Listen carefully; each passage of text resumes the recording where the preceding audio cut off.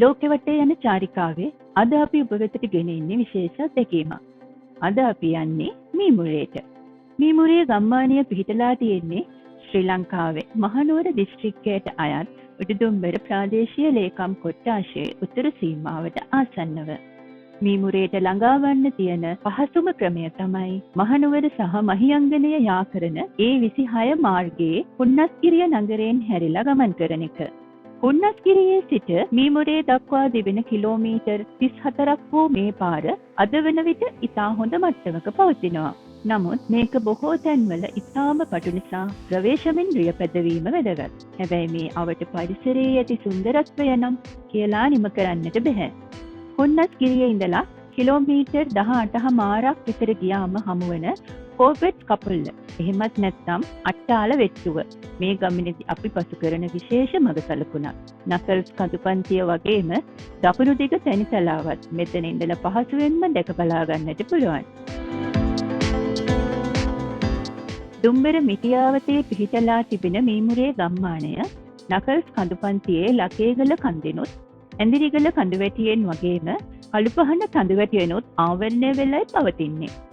හරිම සුන්දර වටපිටාවකට උරුමකම් කිව්වත් ප්‍රවාහන අපහසුතා නිසා අදටත් මීමුරේ ගම්වැසියන් ගත කරන්නේ දුෂ්කර ජීවිතයක්. කෘෂිකර්මාන්තය ප්‍රධාන ජීවනෝපාය වුණත් මීමුරේට නිරන්තරයෙන් ඇදී එන සංචාරකයන් නිසාත් තව බොහෝ පිරිසක් තම දිවිසරි කරගන්නවා. හැබැයි මීමුරේ ගම්මානයෙන් අපේ මේ ගමන නවතින්නේ නැහැ. මීමුරේ ගම්මානයෙන් ඔබේ මහවනයේ ඇතුළත තියෙන පුරාවිද්‍යා කැණීම් බිමක් තමයි අපේ ගමනාන්තය වන්නේ. මේ පුරාවිද්‍යා කැණීම් භූමියට ළඟා වන්නට මීමුරේ ගමේ ඉඳලා කිලෝමීටර් 6ක් විතර කැලේ ඇතුළත දන්දෙනි කුඹුර කුඹුබ්බෙරේ කියන ප්‍රදේශයට ගමන් කරන්නට ඕන. දන්දෙනි කුඹුර කියන්නේ අද වෙනකොට සම්පූර්ණයෙන්ම වනගත වෙලා තියෙන පැරණි ගම්මානයක්.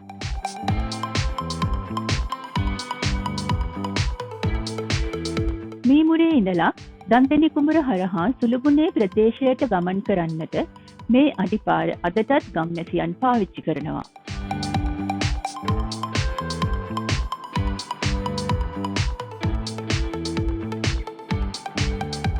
සුන්දර භූමි දර්ශන හරහා වැටුණු මේ අඩිපාර ඔස්සේ වෙහෙසකර ඒත් හරිම ආශ්වාදජනක ගමනකින් පස්සේ අපි ළඟා වන්නේ කැණීම් කණ්ඩායමෙන් ජීවත් වන තාවකාලික කඳවුරු භූමිය වෙතට.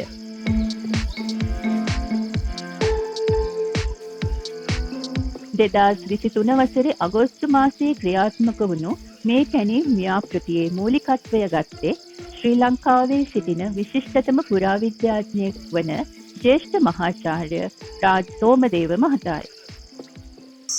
අපි දන්දෙනි කුඹුරට ආවේ අගෝස්තු මාසේ 5 වෙනිදා. අපි මාසයකට ආසන්න කාලයක් දැන් මේ කැණීම සඳහා කාලය ගත කරා මේ මහා වනාන්තරයේ. ඉතින් කැණීම ආරම්භ කරනකොටම අපිට තිබුණ අරමුණක් මේ ප්‍රදේශයෙන් අපි සොයාගත්ත පැරණි සුසාන භූමියක් පරීක්ෂා කරන්න. ඒකට අපිට අරමුණු කිහිපයක් තිබුණා. එකක් මේ වගේ ඝන වනාන්තරයක මේ හුදකලා වෙලා තියෙන මේ සුසාන භූමිය කවර කණ්ඩායමකට අයත් ඒවද කියන එක සොයා බලන්න. ඒක කරන්න නම් අපිට මූලික වශයෙන් ඕනයි කාල නිර්ණය කර ගැනීම. ඒ නිසා කාල නිර්ණය කර ගැනීමට අවශ්‍ය කරන නියදි සොයා ගැනීම අපේ ප්‍රධාන අවශ්‍යතාවයක් තිබුණා. ඒ වගේම අපි බලාපොරොත්තු වුණා මේ මිහිදන් කරලා තියෙන නම් මිහිදන් වෙලා ඉන්න මිනිසුන්ගේ අනන්‍යතාව ජීව විද්‍යාත්මකව අපිට තේරුම් ගන්න අවකාශයක් ලැබෙයිද කියලා. විශේෂයෙන්ම ඥාන පරිශ්‍රණයකට අවශ්‍ය කරන සාක්ෂි ජීව විද්‍යාත්මක සාක්ෂි අපිට ලබා ගන්න පුළුවන්ද කියලා. විශේෂයෙන්ම දත් තමයි අපිට ලොකු අවධානයක් තිබුණේ. කියන්නේ දතේ මුලත් එක්කම තියෙන දත් කීපයක් සොයාගන්න. මේ සුසාන චාරිත්‍රය දැනට ලංකාවේ පුරාවිද්‍යාත්මක වශයෙන් තේරුම් අරන් තියෙන සුසාන ක්‍රමවලට වැඩිය මෙහි ඉතා පැහැදිලි වෙනසක් පේනවා. මිහිදන් කිරීම සහ ආදාහනය කිරීම කියන දෙකම කළ බවට මේ සුසාන භූමියේ සාක්ෂි තාම පැහැදිලිව තිබෙනවා. ඉතින් අපි මිහිදන් කළ සුසාන දෙකක් සහ ආදාහන කරලා භස්මාවශේෂ තැන්පත් කළ ස්මාරක දෙකක් විවෘත කළා. ඉතින් ඒ විවෘත කිරීම වලින් අපි අරමුණු කරගත්ත සාක්ෂි අපිට ලබා ගන්න පුළුවන් වුණා. අපි මුල් අවස්ථාවේ අනුමාන කරාට වැඩිය වෙනස් සතකට අපේ අදහස් යොමු වුණා. ඒක ලංකාවේ පුරාවිද්‍යාව සම්බන්ධයෙන් වැදගත් සාධකයක් වන බව නියතයි.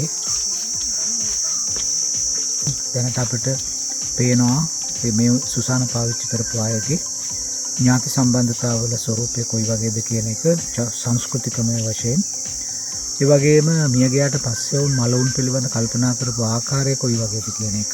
මේ සුසාන වැලලීම් වල අපි ලොකුවට බලාපොරොත්තුක් තිබුණා සම්පූර්ණ ඇටසැකිලි අපිට ලැබෙයි කියලා. නමුත් අපිට එහෙම ලැබුණේ නැහැ. ඒ ලැබුණ නැති හේතුව අපි තව සියුම් වලට පරීක්ෂා කරාම අපිට පේරුණා මේ ඇටසැකිලි මුගක්ම විසිරිලා තිබුණේ, කෑලි තිබුණේ නැහැ. එකම ඇටසැකිල්ලකවත් මේ ඉල ඇට කූඩුව, එහෙම නැත්නම් උකුලේ ඇට, එහෙම නැත්නම් කොඳු ඇට පෙළිය ඇට, සම්පූර්ණ හිස් කබල ඒවා සොයාගන්න තිබුණේ නැහැ. අපිට හම්බුනේ අත වශයෙන්ම මේ අස්තිවල තියෙන මේ හියුමරස් කියන කොටසේ කෑලි, එහෙම නැත්නම් කකුලේ අස්තියක කෑලි වගේ කොටස් විතරයි අපිට හම්බුනේ. එක වලක හිස් කබලක කෑල්ලක් මමනක් අපිට හම්බුණා. ඉතින් අපි මේක ගැන හුඟක් විමතියටපත් වුණා මෙහෙම වුණේ ඇයි කියලා. නමුත් අපි කැණිම් වලේ ස්තර වින්‍යාසය පස් වල සැකස්ම පරීක්ෂා කරාම අපි දැක්කා පළවෙනි මිහිදන් කිරීමෙන් පස්සේ ඒගොල්ලෝ නැවතේ වල හාරලා තියෙන බව.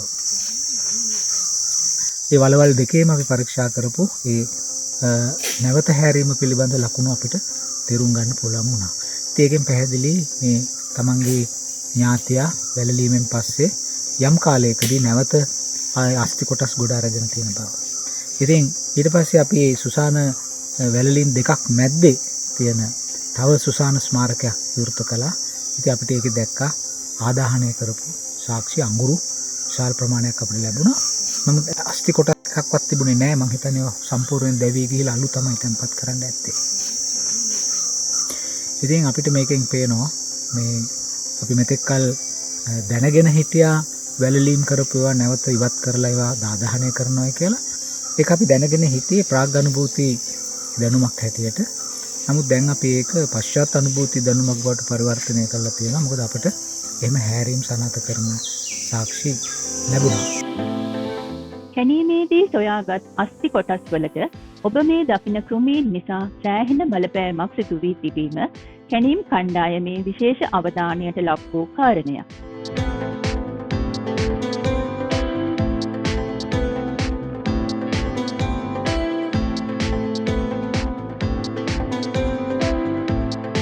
තවත් ඉතාම ප්‍රතිඵලදායක දවසක අවසානය.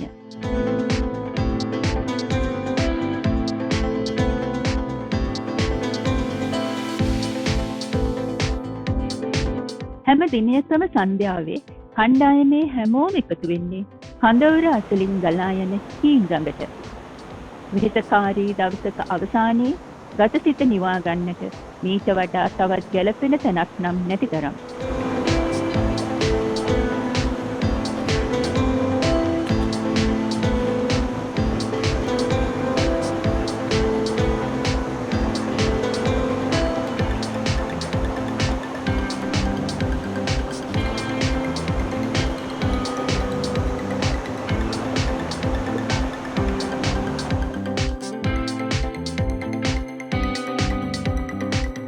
රාත්‍රී ආහාරය සෝදානම් වෙරතුරු දිගහැරෙන මේ සාකච්ඡා මණ්ඩපය කඳවුරු බිමේ නොයැලෙන අංගයක්. ඉතින් ඒකම මේ අපි කැණීම පමණක් නෙමෙයි මේ ස්ථානගත වෙලා තියෙන පරිසරය, ඒ වගේම මීට කිට්ටුවෙම තියෙන ගලමුදුනේ ගම, මේ කිට්ටුව තියෙනවා එහෙම තනි වෙච්ච කඳුවල තියෙන ගම් කීපයක්, උඩතැන්න, ගලමුදුන, උඩගල් දෙබුක්කාව, මේ තුනම තනිවෙච්ච ගම්, කඳුකර ගම්, තාම පුරාණ කාලෙක ඉඳලා එන සමහර අදටත් ඉන්නවා ඒ ගම් වල අය. ඒගොල්ලෝ අපේ ආදිවාසීන්ගෙන් පැවතෙන බව කියනවා. විශේෂ වාසගම් ඒගොල්ලන්ට තියෙනවා. ඉතින් අපි ගලමුදුණු ගම්මානයටත් ගියා. ගිහිල්ලා අපි ඒ යන පාර, ඒ වගේම මිනිසුන්ගේ ජීවිතය, ඒවා අපි ඔක්කොම මිනිසුන්ගේ දැනුම, මතකය හැම දෙයක්ම අපි වාර්තා කළා. දන්දෙනි කුඹරේ ඉඳලා ගල්මුදුන ගමට ඇත්තේ මහවැන්නය හරහා වැටුණු අඩිපාරක් විතරයි. කඳුකර බෑවුම් ඔස්සේ කිලෝමීටර් 3ක පමණ දුරක් ඇති මේ ගමනේ පළමු අභියෝගය විදියට හීන් ගඟ තරණය කරන්නට අපට සිදු වෙනවා.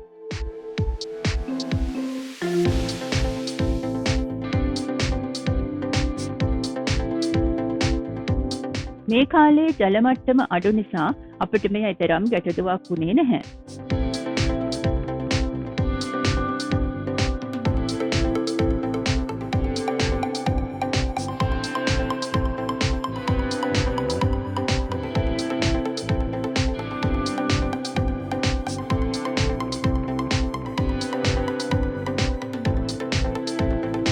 පැය කිහිපයක ගමනක් අවසානයේ සුන්දර ගලමුදුන ගම්මානයට ළඟා වන්නට අපිට හැකි වුණා. මේක දැවැන්ත ව්‍යාපෘතයක්. මොකද අපි සාමාන්‍ය මනුෂ්‍ය වාසයක් තියෙන තැනකින් කිලෝමීටර් 6ක් විතර ඝන වනාන්තරය ඇතුලේ තනි වෙලා මාසයකට ආසන්න කාලයක් මේ කටයුතු කළේ.